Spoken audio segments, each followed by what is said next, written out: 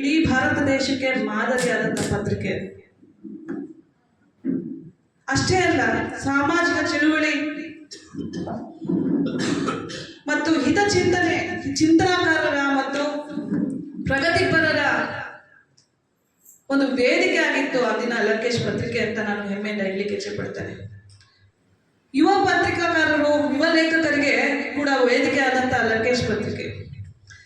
ಇವತ್ತು ನಮ್ಮ ಸಿರಿಗೆರೆ ಯರಿಸ್ವಾಮಿಯವರ ಬಗ್ಗೆ ನಾನು ಹೇಳಬೇಕಾಗಿದೆ. ಯಾವುದೇ ಒಂದು ಕ್ಷೇತ್ರದಲ್ಲಿ ಸಾಧನೆಗೈದಂಥವ್ರನ್ನ ಗುರುತಿಸಿ, ಅವರ ಪ್ರತಿಭೆಯನ್ನ ಗುರುತಿಸಿ ಅವರಿಗೆ ಪ್ರೋತ್ಸಾಹವನ್ನ ನೀಡುವುದೇ ಪ್ರತಿಭಾ ಪುರಸ್ಕಾರ. ಈ ವೇದಿಕೆ ಕೂಡ ಸಮಾಜ ಸುಧಾರಣೆಯಲ್ಲಿ ಇವತ್ತು ಕತ್ತಿಗಿಂತ ಹರಿತವಾಗಿರ್ತಕ್ಕಂಥದ್ದು ಲೇಖನ. ಆ ಲೇಖನವನ್ನೇ ಅಸ್ತ್ರವನ್ನಾಗಿಟ್ಕೊಂಡು, ಆ ಲೇಖನವನ್ನೇ ಮಾನದಂಡವಾಗಿಟ್ಕೊಂಡು ಸಾಧನೆಯನ್ನ ಗೈದಂತ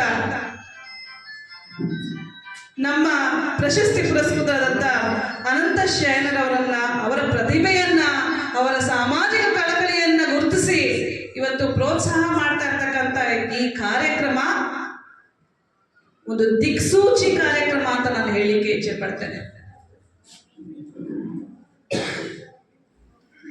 ಯಾವುದೇ ಒಂದು ಸಾಧಕನಿಗೆ ಪ್ರೋತ್ಸಾಹ ಬಹಳ ಮುಖ್ಯ. ಒಂದು ಪ್ರತಿಷ್ಠಿತ ಸಂಸ್ಥೆಯಿಂದ ಅವನನ್ನ ಗುರುತಿಸಿ ಅವರ ಒಂದು ಕಲೆಗೆ, ಅವರ ಒಂದು ಕ್ಷೇತ್ರಕ್ಕೆ, ಅವರ ಒಂದು ಸಾಧನೆಗೆ ಗೌರವ ಸಲ್ಲಿಸುವುದು ಕೇವಲ ಗೌರವ ಮಾತ್ರ ಸೀಮಿತ ಅಲ್ಲ.